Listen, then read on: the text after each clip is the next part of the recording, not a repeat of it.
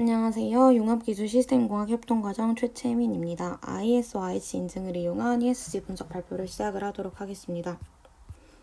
연구 배경 및 필요성입니다. 전 세계적으로 ESG를 도입하려는 움직임이 활발하지만 평가 지표가 상이하여 기업에게 어려움으로 작용을 하고 있습니다. 글로벌 기업들의 ESG 경영 선언과 각국 정부들의 ESG 규제 및 정책 제도화 움직임이 활발하지만 이에 대한 국내 기업의 대응 방안은 불투명한 상황입니다. 그래서 본 연구에서는 국가별 ESG를 분석을 하여 주요 국가들의 ESG 동향을 파악하고 이에 따른 기업과 정부의 대응 방안을 제시하겠습니다. 이론적 배경에서는 ESG와 국제 표준 인증 제도에 대해서 한번 다루어 보았습니다. 다음은 연구 방법입니다. ISO 인증 취득수가 월등히 많은 중국을 아웃라이어로 분류하였고 총 취득수가 30개 미만인 국가들도 제외하여 총 110개 국가들을 연구 대상으로 선정을 하였습니다.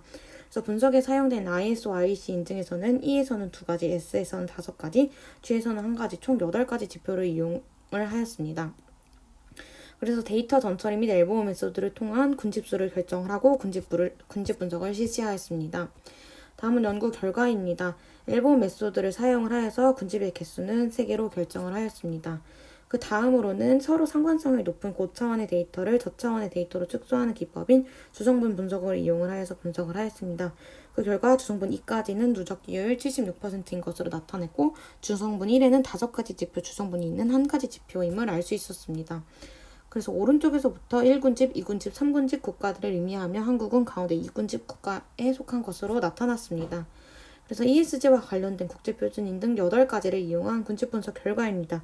1군집 국가에는 5개국, 2군집 국가에는 25개국, 3군집에는 80개국이 속하는 것으로 나타났습니다. 1군집 국가에는 독일, 인도, 이탈리아, 일본, 영국 등이 속해 있으며 다른 군집들에 비해서 모든 요소들이 강세 있는 것으로 나타났습니다. 이런 국가들은 향후 ESG의 선두주자가 될 수 있음을 시사하며 ESG 관련 규제 및 정책을 적극적으로 펼치며 자국 산업을 보호할 가능성이 높은 국가라 할 수 있겠습니다. 그 중에서도 특히 일본과 인도는 한국의 주요 수출국이기 때문에 관심 있게 지켜볼 필요성이 있습니다. 이군집에는 한국, 호주, 홍콩, 미국 등이 있으며 이 국가들은 환경과 사회 부분에 대한 위험이 긍정적이지만 지배구조 부분에 대한 위험이 부정적인 국가들이었습니다. 3군집 국가들은 ESG 모든 부분에 대한 위험이 부정적이며 ISO, IC 인증 취득 자체가 활발하지 못한 것으로 나타났습니다. 비교군으로서 시장 활용도가 높은 ISO 9001과 14001 인증을 토대로 군집 분석을 실시하였습니다. 그 결과 홍콩과 싱가포르이 시장 활용도 군집보다 ESG 군집이 높아서 이런 국가들이 ESG에 더 발빠르게 대응하는 국가들이라고 할 수 있겠습니다. 마지막 결론입니다. 본 연구에서는 ESG와 관련된 ISO, IC 인증을 토대로 국가들을 군집하고 ESG 이슈에 대해서 살펴보았습니다. 이러한 상황 속에서 한국의 기업과 정부의 대응 방안에 대해서 다음과 같이 도출하였습니다. 첫째, ESG가 무역기술 장벽으로 작용할 경우 애로사항을 해결하기 위해 ESG 관련 인증 획득과 주요 수출국들의 ESG 규제 정책을 빠르게 파악하고 이러한 국가들이 요구하는 방향으로 ESG 경영을 해 나가야 됩니다. 둘째, 해외의 ESG 규제 및 정책에 대한 데이터베이스를 구축하여 정보 습득을 용이하게 해야 합니다. 셋째, 이와 반대로 정부가 ESG 규제를 적극적으로 개혁하여 타 국가들이 내수 시장을 장악하는 것을 방해하는 목적으로 국제표준 인증을 활용할 수도 있습니다. 다음은 시사점입니다. 국가별 ESG 평가 등급을 일반적으로 수용이 되고 모든 기업들과 국가들에게 적용 가능하고 편향되지 않은 그리고 전 세계적으로 신뢰할 수 있는 국제표준을 통해 제시한 첫 번째 연구라고 할 수 있겠습니다.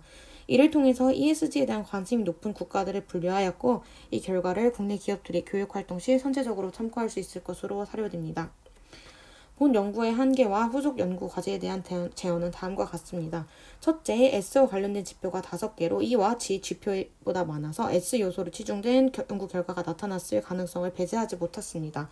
두 번째, 자료가 없는 국가와 중국에 대한 분석을 이루어지지 못하였습니다.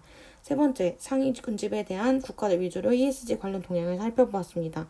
마지막으로는 ISO에서 제공하는 가장 최신 자료인 2019년도 자료를 이용하여 분석하였기 때문에 최근 각 국가들의 ESG 이슈를 포괄하지 못하였습니다. 본 연구에서는 주로 국가 단위를 토대로 ESG 평가 등급을 분석한 점을 감안하여 향후 연구에서는 한국 내 주요 수출 기업의 자료를 토대로 ESG로 인한 수출의 문제점과 기회 요인을 살펴보며 연구의 주제를 넓히고자 합니다. 여기까지 해서 발표 마치도록 하겠습니다. 감사합니다.